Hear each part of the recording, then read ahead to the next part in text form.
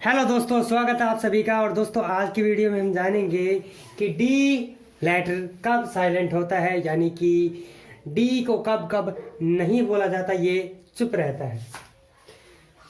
देखिए, जैसा कि आप जानते हैं, डी का मतलब होता है ड या द। हम इंग्लिश को जब पढ़ते हैं तो डी का यूज ड किया जाता है, पर यदि अगर हम हिंदी में द को लिखा हुआ देखते हैं तब हम उसके लिए डी का यूज कर सकते हैं। तो हम मानेंगे कि डी का मतलब होता है ड, और इसकी ध्वनि अगर नहीं आ रही है तो आप मान लीजिए कि वो वहां पे साइलेंट है। इसका पहला नियम जानते हैं हम कि जब भी किसी वर्ड में डी और जी एक साथ हो, डी के बाद जी आया हुआ हो या जी से पहले डी आया हुआ हो, तब वहां पर डी साइलेंट होता है, वहां पर डी की ध्वनि नहीं आती। जैसे कि हम इसे पढ़ेंगे ई डी जी ई, एज। हम इसको एड्स नहीं पढ़ सकते, एड्स नहीं पढ़ेंगे, ये बनेगा एज। एज मीन्स किनारा। दूसरा है BRIDGE, ब्रिज। ब्रिज मीन्स पुल। BRIDGE, यहां पर डी और जी एक साथ आया है, डी पहले और जी बाद में। ऐसी सिचुएशन में डी होता है साइलेंट, तो हम डी को नहीं बोलेंगे और ये बन जाएगा ब्रिज। अगला है BUDGET, budget. Budget means budget.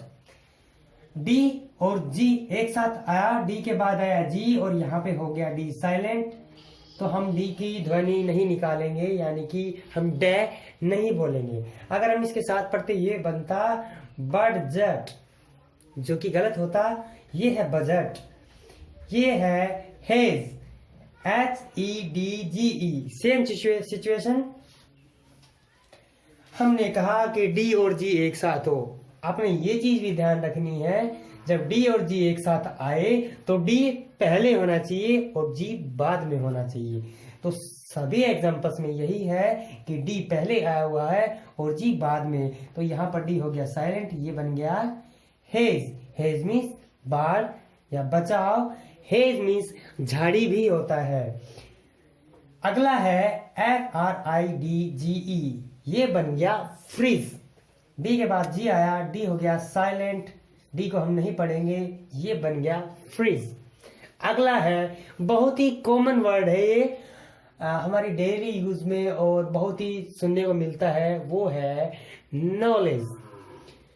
D और जी देखिए, KNOWLEDGE, डी के बाद जी आया, डी हो गया साइलेंट, हम डी को नहीं बोलेंगे। हम जब इसका उच्चारण करेंगे तो ये बनेगा नॉलेज। नॉलेज मीन्स ज्ञान या जानकारी। अगला है जज, JUDGE, डी के बाद आ गया जी, डी यहां पे साइलेंट हो गया।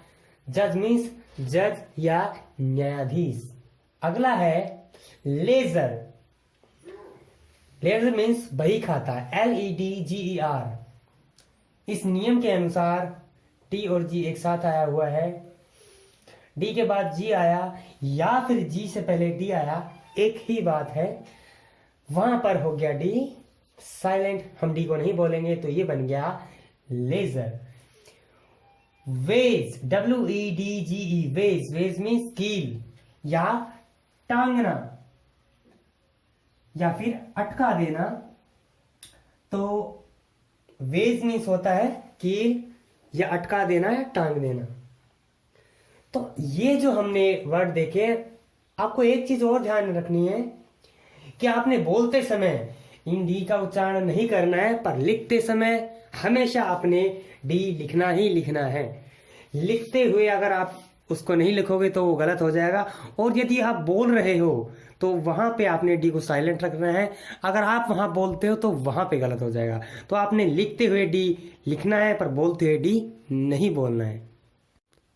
तो दोस्तों, अगला जो हमारा पॉइंट है वो है, जब जे से पहले डी हो तो वहां पर डी साइलेंट होता है। जैसे कि आप इन सभी वर्ड को देखिए, ADJECTIVE। अब आप ईमानदारी से बताना, आपने ये वर्ड और ये वर्ड बहुत बार अपनी डेली लाइफ में भी देखे होंगे और बहुत बार आप इनको पढ़ते हो। आप इनको क्या पढ़ते हैं? आप मुझे कमेंट में जरूर बताना। आप ईमानदारी से बताना, क्या आप इसे एडजस्ट पढ़ते हैं, क्या आप इसे एडजेक्टिव पढ़ते हैं? क्योंकि मैं मोस्टली बहुत बार मैं देखता हूँ कि इसको एडजस्ट पढ़ते हैं और इसका एडजेक्टिव। तो जो आज से पहले इसको एडजस्ट और इसको एडजेक्टिव पढ़ते थे, तो प्लीज कमेंट में जरूर बताना। आज हम जानते हैं इनको क्या बोलते हैं। देखिए, डी के बाद जे आया हुआ है। जैसे कि हमारा जो नियम है कि जे से पहले डी हो। अब जे है, जे से पहले डी आ गया, या फिर डी के बाद जे हो, तो ऐसी सिचुएशन में हम डी को कर देते हैं साइलेंट। तो ये एडजेक्टिव नहीं बनेगा, ये बनेगा एडजेक्टिव। मीन्स विशेषण, किसी चीज की विशेषता बताए उसे हम एडजेक्टिव बोलते हैं, ना कि एडजेक्टिव। दूसरा है, आप जो हमेशा सोचते आए हैं एडजस्ट, जो कि एडजस्ट नहीं है, ये बनता है एडजस्ट। ये हो गया साइलेंट। क्यों हो गया? क्योंकि जे से पहले डी आया हुआ है और डी हो गया साइलेंट। तो हम आगे से इसको क्या पढ़ेंगे? एडजस्ट, ना कि एडजस्ट। अगला है अजर्न, मीन्स स्थगित करना। आप टीवी देखते हैं, बहुत बार अदालत लगी हुई होती है, उसमें बोलते हैं द कोर्ट इज अजर्न। तो उसका क्या मतलब होता है कि कोर्ट को स्थगित कर दिया गया है, कि आज की कार्यवाही यहीं तक। तो इसको जे से पहले डी आया हुआ है, ये हो गया डी साइलेंट। हम डी को नहीं बोलेंगे, हम डी के बिना इसको बोलेंगे। ये बनेगा अजर्न, यानी कि स्थगित करना। अगला है अजॉइनिंग, मीन्स अगला। जे से पहले डी आया, डी हो गया साइलेंट। डी मतलब ड, और उसकी ड की ध्वनि नहीं आएगी, तो हमने एडजॉइनिंग नहीं बोलना है, हमने बोलना है अजॉइनिंग। अगला है जे से पहले डी आया, हमने कर दिया साइलेंट, हम डी नहीं बोलेंगे। ये बन गया एडजुडिकेट, मीन्स निर्णय लेना। अब हमने आज दो नियम जाने। अब दो नियमों के अलावा भी कुछ ऐसे वर्ड हैं, यानी कि हमारे पास अब कुछ एक्सेप्शंस हैं, यानी कि अपवाद हैं। उनके बारे में हम जानेंगे कि वो कौन कौन से हैं। अब अपवाद आप शायद अगर नहीं जानते हैं तो मैं आपको बता दूं अपवाद क्या होते हैं। अगर किसी चीज के लिए कोई नियम लागू हो और वो उस नियम के अंडर न आए, उसको बोलते हैं अपवाद। मैं कुछ एग्जांपल्स लिखता हूं, हम उनमें देखने की कोशिश करेंगे। जैसे कि बहुत ही कॉमन वर्ड, पढ़ना इसे एक बार। आप पढ़ोगे इसे हैंडसम, हम इसे हैंडसम ही पढ़ते आए हो। ये हैंडसम नहीं है, ये हैंडसम है। He is very handsome, not handsome. हमने इसको डी को नहीं बोलना है, हम बोलेंगे हैंडसम। अच्छा, आप खाना खाने जा रहे हैं, आप बोलोगे मम्मी को, मम्मी सैंडविच बना दो। आगे से क्या बोलोगे आप? मम्मा सैंडविच बना दो। डी निकाल दिया हमने, डी नहीं बोला जाता। देखिए, हालांकि जो हमने दो नियम किए उनमें हमने ये जाना कि डी साइलेंट होता है, उनमें से कोई सा भी ये नियम नहीं है। उस हिसाब से डी को बोला जाना चाहिए। डी का ध्वनि ड होती है, उसको बोला जाना चाहिए। हैंडसम बोला जाना चाहिए, सैंडविच बोला जाना चाहिए, पर ये नहीं बोला जा रहा। यहाँ पर ये साइलेंट है, नियम से बाहर होके भी, इसलिए इसको हम एक्सेप्शन बोलते हैं। अच्छा, हैंडसम हो गया, सैंडविच हो गया। एक और,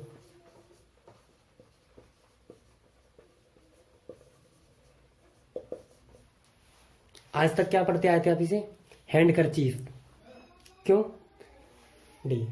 और ना ही इसमें वो नियम लागू हो रहा है, ना इसमें लागू हुआ था ना इसमें, फिर भी है ना। तो हम इसको क्या पढ़ते थे, हैंड करचीफ, और आगे से हम इसको क्या पढ़ेंगे, डी साइलेंट, हैंड करचीफ। डी की ध्वनि नहीं आएगी। एक और बताऊं जो बहुत ही पहले हम उसको पढ़ने लग जाते हैं, इवन छोटे बच्चे भी।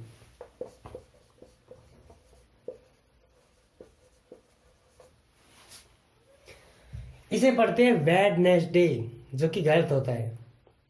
इसको बोलते हैं वेंसडे, डी नहीं बोलेंगे। तो आपको एक्सेप्शंस का मतलब भी आज पता चला कि अपवाद क्या होते हैं। अपवाद, एक्सेप्शन, अपवाद। देखिए इन पे डी साइलेंट वाला रूल लागू नहीं हो रहा, फिर भी डी नहीं बोला जा रहा। इनमें कोई ऐसा रूल नहीं है कि हम डी को साइलेंट कर सके, फिर भी डी नहीं बोल रहे हैं हम। तो ये थे अपवाद, और ये हमारे जो पहले जो दो नियम थे कि यदि जे से पहले डी हो, और जो हमारा पहला नियम था कि जी से पहले डी हो, यानी कि डी, जी और डी एक साथ हो, यानी कि जैसे कि E D G, edge, fridge, bridge, budget, जज, लेजर, वेज, तो उनमें हमने जाना था कि डी साइलेंट होता है। तो दोस्तों ये थी आज की वीडियो। मैं उम्मीद करता हूँ आपको ये वीडियो अच्छी लगी होगी। अगर आपको ये वीडियो अच्छी लगी तो प्लीज़ वीडियो को जरूर लाइक करें और चैनल को सब्सक्राइब करें और बेल आइकन जरूर प्रेस कर लें, ताकि आपको आने वाली वीडियो की नोटिफिकेशन मिलती रहे। तब तक के लिए नमस्कार।